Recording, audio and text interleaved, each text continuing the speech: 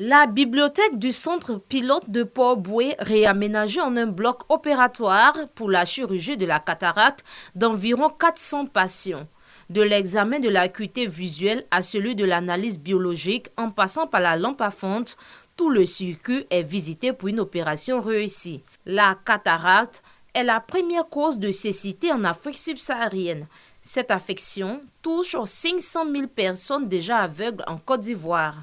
Chaque année, 50 000 personnes sont déclarées aveugles de la cataracte. Pour agir sur cette problématique au sein de la commune de Port-Bouët, le maire s'est engagé. Par ce geste, la municipalité de Port-Bouët veut lutter contre la cécité évitable, notamment la cataracte. Nos populations, d'une façon générale, sont très pauvres. Alors, pour éviter de s'occuper individuellement des gens, on a décidé de faire cette opération collective pour s'occuper d'un seul tenant de tous nos patients, sinon tous nos administrés qui souffrent d'une mauvaise vue. Cette opération, qui est à sa deuxième phase, a été un acte salvateur pour Ngori Draman. J'ai fait près de 2 ans, 5 mois. La vision vraiment des 2 yeux était vraiment perdue. Et j'ai fait des démarches en train de chercher une solution à les yeux. Et par la grâce de Dieu, par l'intermédiaire du maire de Port-Bouët, j'ai été opéré des 2 yeux. Aujourd'hui, j'ai retrouvé la vue, vraiment, c'est une joie pour moi. Pour recouvrer la vue, les patients sont venus de différentes communes et ont tous été pris en charge. Face à l'engouement des populations, le maire de Port-Bouët a exhorté les élus locaux à s'engager dans la lutte auprès du gouvernement afin de prévenir et éradiquer cette pathologie cécitante. Très prochainement, nous allons diligenter une opération qui intéressera les plus jeunes, notamment dans les écoles, dans les lycées, les collèges, parce qu'une mauvaise vue chez un enfant entraîne des bons résultats scolaires. Donc, je profite de l'occasion pour lancer un appel au maire pour qu'ils, bien entendu, ils essaient de soulager leurs administrés qui souffrent d'une mauvaise acuité visuelle. De 2020 à 2021, le programme national de la santé oculaire a opéré gratuitement environ 3000 cas de cataracte et distribué environ 1158 paires de lunettes. Mais les efforts restent insuffisants. L'implication des autorités territoriales sont donc à encourager. Nous encourageons à travers cette action-là les collectivités territoriales à prendre à cœur ce problème. Parce qu'une population qui est aveugle, je ne sais pas qu'est-ce que les collectivités peuvent en faire. C'est très difficile. Alors qu'une chirurgie de 10-15 minutes permet à la personne de recouvrer la vue et de participer de façon active à la dynamique économique de la communauté. Le maire de la cité balnéaire entend pérenniser cette activité. Il annonce la distribution prochaine de paires de lunettes aux écoliers afin de leur procurer toutes les chances de réussite. La célébration de la Journée mondiale du diabète se poursuit. Dans le village d'Erimakouguié, porte d'entrée d'Arboville dans la Nibi-Tiassa, l'heure est au dépistage contre le diabète. Vérification de la tension, suivie de conseils diététiques. Aujourd'hui, nous sommes invités à venir nous faire dépister. Plus l'âge est avancé, plus il faut se surveiller. Nous avons reçu des conseils avec ce qui a été prélevé sur moi. Apparemment, ça va, mais il faut surveiller son alimentation. Occasion pour des patients déjà déclarés diabétiques et perdus de vue de faire une mise à jour. Je suis tombée malade. Là, je suis allée à l'hôpital, on dit j'ai un diabète. C'est ça, on m'a donné une piqûre là. J'ai suivi ça pendant 6 mois comme ça. Et puis, on dit de ne pas manger les choses, mais des fois, je mange les choses là. Et ça, j'ai tombé ça encore. Maintenant, je vais suivre ça.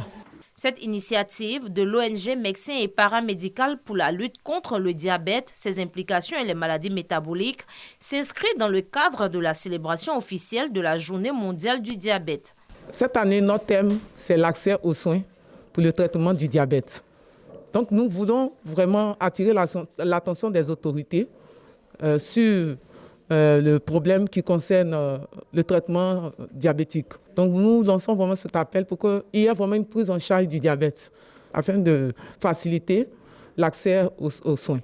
Environ une centaine de personnes ont été dépistées. En vue d'une meilleure compréhension des lois ivoiriennes et leur fonctionnement, un colloque scientifique national s'est tenu en septembre 2020 à la Bibliothèque nationale avec pour thème général les lois ivoiriennes et l'Église. Un an après la tenue du colloque et soucieuse d'une bonne collaboration entre l'Église et les lois ivoiriennes, l'APCI, l'Association des pasteurs de Côte d'Ivoire, initiatrice du projet, revient et organise une table ronde pour la conclusion du colloque. Ce thème nous a permis de comprendre quelle est la position et le statut de l'Église dans l'évolution juridique. Nous avons compris que la loi qui a régi l'Église depuis 1960 et dans laquelle l'Église se trouve encore doit être revue. Pendant que la loi évolue, il faut qu'on tienne compte aussi de l'Église. À tour de rôle, les panélistes ont conclu leurs études et répondu aux préoccupations des participants. Il y a eu des lois, il y a eu des textes de loi qui devraient susciter, selon moi, la réaction de l'Église. Et en tant que témoin de Christ, l'Église n'impose pas sa position. L'Église apporte le témoignage de la parole de Dieu, de ce que dit Dieu. Le constat est plus que satisfaisant, puisque le volume de plaintes relativement aux nuisances sonores concernant les églises a considérablement baissé. Ce que je souhaiterais, c'est que le message soit encore véhiculé. Une rencontre saluée par les responsables ecclésiastiques. L'Église a produit, je crois, une déclaration pour s'impliquer dans la mise en œuvre de certaines lois en Côte d'Ivoire. L'Église continue de travailler pour que la paix soit une réalité en Côte d'Ivoire. Je salue l'initiative de l'APCI parce qu'il faut dire que les pasteurs ont besoin aujourd'hui de contribuer au développement de la nation. Ça ouvre l'opportunité aux pasteurs de réellement de s'imprégner à la vie active de la nation. Plateforme transformationnelle et d'assistance des ministres de Jésus-Christ, l'APCI a été créée en 2013 et se veut un instrument de promotion d'un pasteur modèle à l'image de Christ.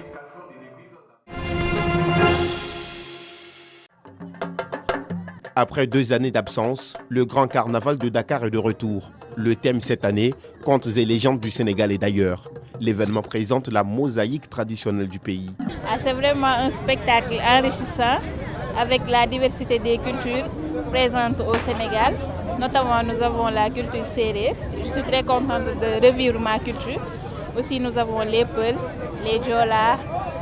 Vraiment, toute la culture sénégalaise a été représentée et c'était de bons moments. La manifestation n'avait pas pu se dérouler pour cause de pandémie. Je pense que c'est juste une idée géniale de faire de Dakar un lieu de rendez-vous annuel autour de la culture, autour du folklore, autour de nos mémoires.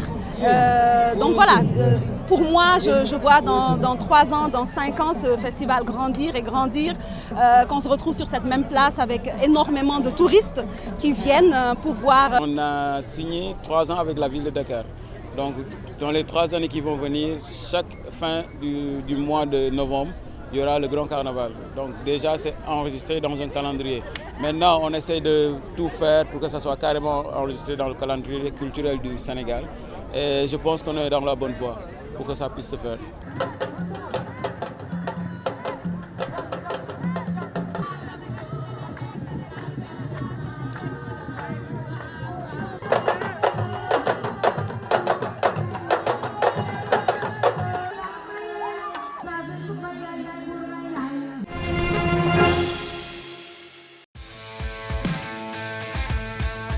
De 7 pour Lionel Messi, la star du PSG remporte le 7e ballon d'or de sa carrière. Cet été, la Pulga a mené l'Argentine à son premier trophée depuis 28 ans en remportant la Copa América. Messi devance un autre favori, le Polonais Robert Lewandowski, élu meilleur buteur de l'année. Le ballon d'or féminin revient à la capitaine du Barça, l'Espagnole Alexia Putellas.